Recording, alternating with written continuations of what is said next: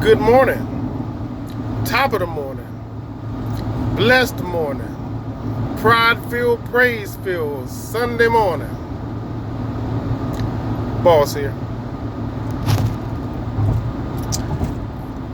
Can I talk to you? Let me talk to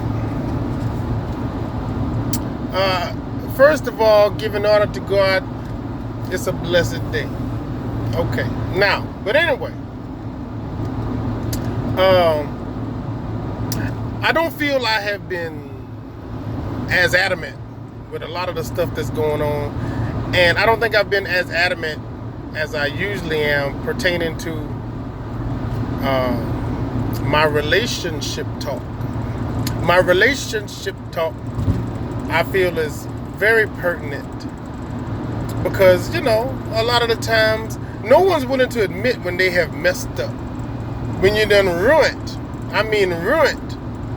a relationship or a working relationship when it was doing good, and you don't want to admit you were the ones that caused it to go ruined. It went spoiled, it went bad, it should have been an aluminum foil and a Ziploc. But you were the culprit that left it out overnight and let it sit out and spoil. Now it's ruined. And nobody want to admit. You don't want to admit that. You have to admit that. That's how you grow. That's how you know. You understand me? That's how you grow. That's how you know. And I'm going to tell you, listen up. I'm going to tell you, sometimes it's a matter of pride. It's a matter of pride. Fellas, you hear your woman tell you something and you just don't believe that could possibly be true. So you just write it off. You disregard it. You ain't never heard nobody else say that. You ain't never heard no other woman or no girl say that. But you in a relationship now, and you just refuse to admit that something she might be telling you is derogatory or bad or off or worse or not as good or not as often. You don't want to acknowledge that. You have to acknowledge that. You have to not, oh girl, you just saying that because I wouldn't do this, or I didn't get you a sandwich, or I didn't cook, or no, not all the time. Maybe she is saying that, but you got to know your situation. And here's the concept. I'm going to word the concept for you, okay?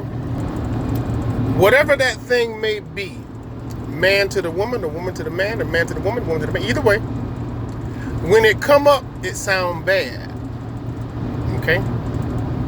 But it only comes up when it's not done. Did you hear me? I need you to hear that part. Let's try it again. When it comes up, it sounds bad, but it only comes up when it's not done. And the reason why it sounds so bad because you didn't realize you were not doing whatever that thing that is being brought up. So you think they're just being petty, or you think that he's just nitpicking with you, or she's just bothering you with something else. And I do all this, I do all this, I do all this. Now, wouldn't that stand to reason that with all the stuff that you know that you do, you may be overlooking something that she's looking for you to do? You may be overlooking some small detail of something that he found the most impressive or pleasing or satisfying to him. You don't think so? You know what I'm saying. And if you don't know what I'm saying, you need to listen. You really need to listen.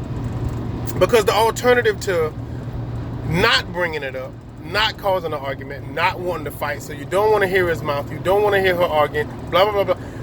The alternative is to go without.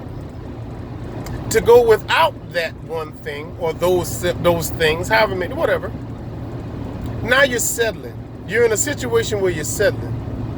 You had something, you liked that something, but now you have to do without it because you have to settle for whatever else he or she is willing to give you, or he or she does consider important. So yeah, you're doing a lot of that, but you ain't doing a lot of this. You're doing a lot of this, but you ain't doing a lot of that. And I don't know how the hell you did it in the first place, but I'm trying to tell you, I used to get this into that and the other thing. Now I got to settle for this or that.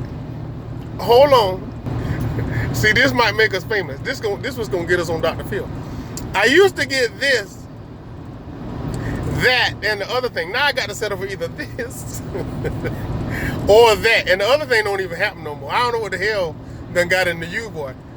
You done settled That means you have settled, ma'am, sir. They have started to conform. They've started to get complacent. You said something at one point in time, it caused a big argument, and now you don't even bring it up no more. So now you're just trying to make it seem as though, well, I guess I'm just lucky to get this. Hell no. Hell no. Hell no. That ain't good enough. That ain't good enough. You maximize your relationship like you maximize your body. You get the most out of it when you put the most in it, but you got to draw it out sometime.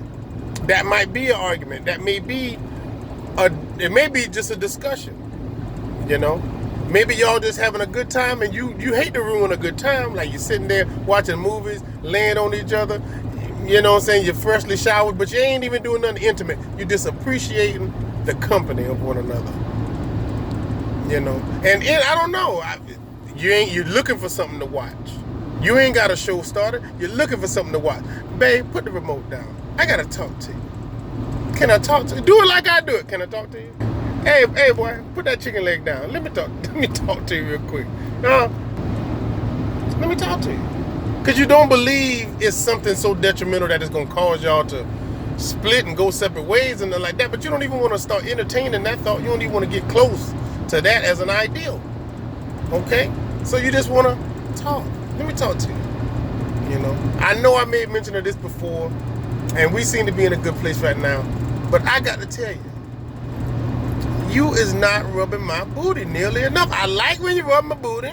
Now, I want you to start getting in the habit of rubbing my booty. I ain't saying you got to do it right now. I ain't even took a shower yet. But I'm just saying, I don't want to have to tell you about my booty issue. I don't want to have to tell you, brother. I don't want to have to bring it up. I want you to take it upon yourself and do it on your own. Now, as far as I'm concerned, I ain't got nothing else to talk about. Everything else is all right. I love everything else about me and you. We can go ahead and finish looking for a movie. And I'm good. Unless you got something. You know? What's wrong with that? What's wrong with that? I don't know if there's anything wrong with that. I don't think there's nothing wrong with that. I think that's a good segue, and it's at a good, and you pick the time to say it, you know. And if you make light of it, maybe he don't even consider it to be a complaint, but you're definitely saying it with some discussion points behind it, or some, you know, bullet points, whatever you want to damn call it. But remember the phrasing. Remember the phrasing. It only sounds bad when it comes up because it's not being done. You ain't doing it. I bring it up. You get mad. What you want me to do? Not say it? You know, just let my booty go. Just not me and myself personally, but I'm saying if that's the thing that she's telling you, and just let my needs go unanswered. You know, the woman poor booty just fall on deaf ears. The booty fell on deaf ears because you don't want to make him mad. Well, how else he gonna know? For whatever reason, he started rubbing your booty, then all of a sudden he stopped. I don't know. Fellas, same thing. Let's flip the script. I don't care what it is. Girl, you used to bust the bumps up under my beard and help me pick the hairs out. Now, you don't even realize I'm bumping up. I got, knots and bumps and hills and valleys under here. What happened? What happened? It sounds bad when you bring it up, but you only bring it up when it ain't being done. So I have the right to bring that up. Pick your spots, pick your battle. You don't want to make a fight out of something that could simply be discussed while you're both level-headed and you're in a good space. Because we want you together. We ain't sending you out there into the world. The COVID out there, it's all kind of disease, the HIV out there, and people getting sick. You're in the house, you're with somebody, cherish that, make the most of it. And while you're inside, work on your inside, your situation inside. Work on your household, work on your relationship, strengthen it, empower it. Because if something do happen to you, you're damn sure gonna want somebody to be there for you. And that's probably the person you're with. So, strengthen your relationship, strengthen your body, strengthen yourself. Stay together. We want you together. We don't want you to come out here bothering us. Stay with who you're with. It's a good fit, and nobody else really even wants you. So, stay right down. Do your damn thing.